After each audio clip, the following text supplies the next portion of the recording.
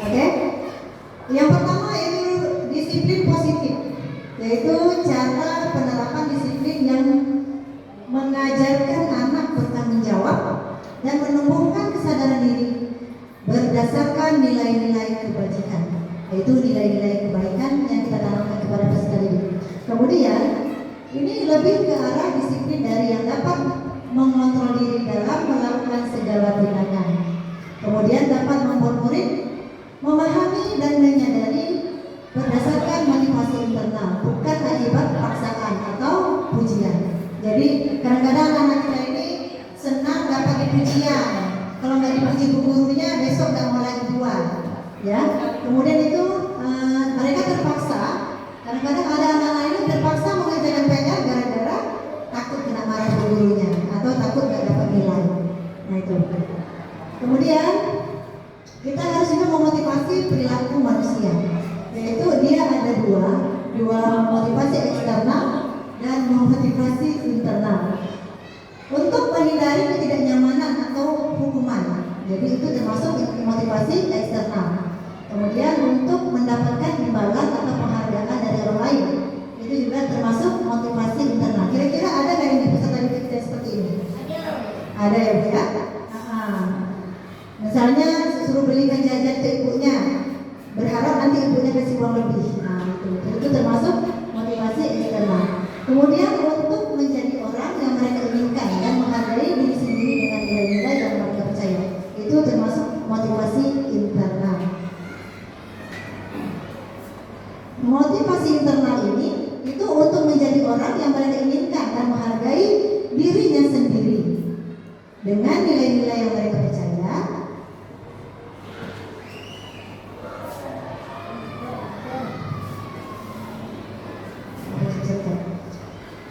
Dengan nilai-nilai yang mereka percaya, kemudian menghindari hukuman dan memberikan penghargaan berlebihan agar meminimalisir motivasi eksternal dalam diri murid.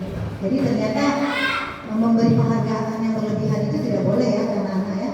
Karena kita senang, kita puji terus ya Bu ya. Ternyata itu berdampak kurang baik kepada peserta didik.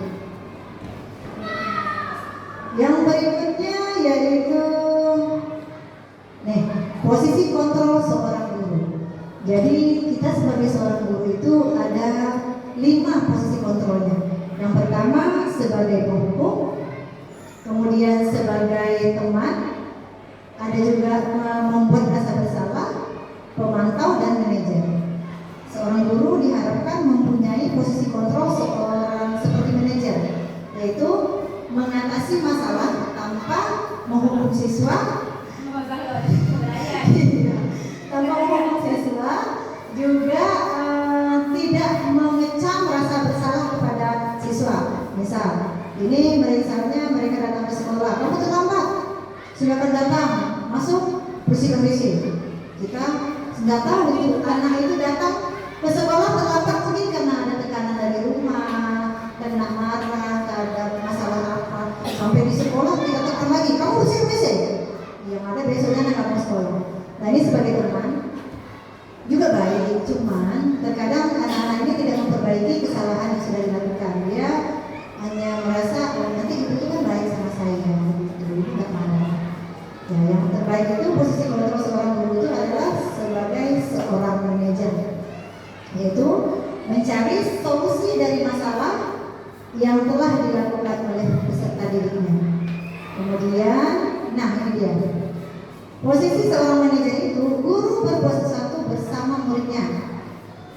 Kemudian mempersilahkan murid mempertanggungjawabkan perilaku dan mendukung murid agar dapat menemukan solusi atas permasalahannya sendiri.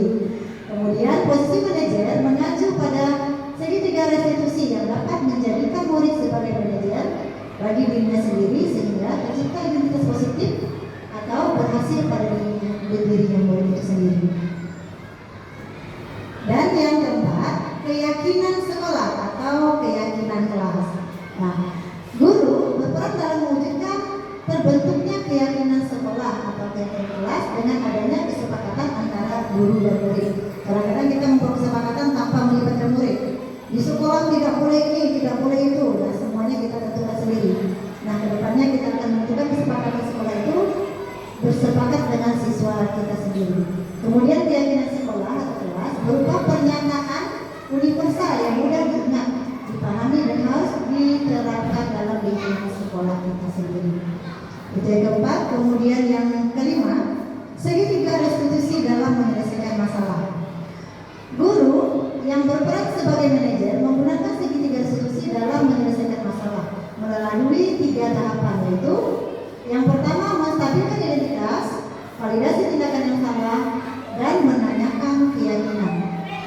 Tujuannya adalah memastikan murid yang mandiri dan bertanggung jawab. Nah, itu tujuannya. Nah, kemudian budaya positif yang ada di sekolah kita, yang bisa kita terapkan di sekolah, yang pertama filosofi Ki Hajar Dewantara. Dengan menjalankan budaya positif di sekolah, maka akan mempermudah dalam tercapainya tujuan pendidikan nasional sesuai dengan filosofi Ki Hajar Dewantara.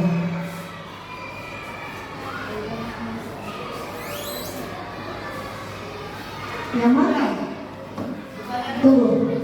Oke. Ada yang mau bertanya? Silakan. Iya, silakan. Dengan filosofi Oke, silakan Pak Juni. menjalankan budaya positif di sekolah, maka akan mempermudah dalam tercapainya tujuan pendidikan nasional sesuai dengan filosofi.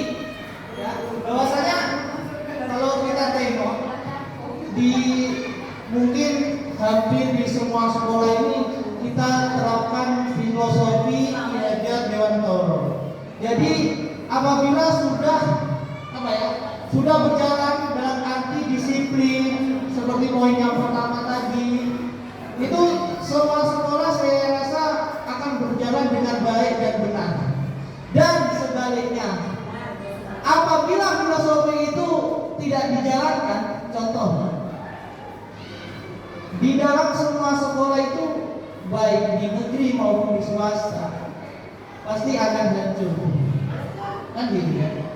Nah, mulai sekarang mungkin kita harus berbenah dan mengacak supaya apa yang filosofi itu seperti Ki Hajar Dewantara itu kita bisa terapkan di sekolah-sekolah kita. Nah, jangan seperti filosofi saja. Jadi kalau kita tidak terapkan nanti ya pendapatnya amburadul, gitu kan? Itu mungkin satu. Yang kedua, disiplin tadi. Poin yang pertama tadi disiplin. Nah, disiplin ini memang kita perlu setiap hari selalu mengingatkan kepada peserta didik tentang disiplin positif. Ya, poin pertama disiplin positif. Nah, dengan disiplin positif ini, dari masuk sekolah jam berapa kegiatan pagi, dari Senin kita ngapain saja, Selasa, Rabu sampai hari Sabtu, itu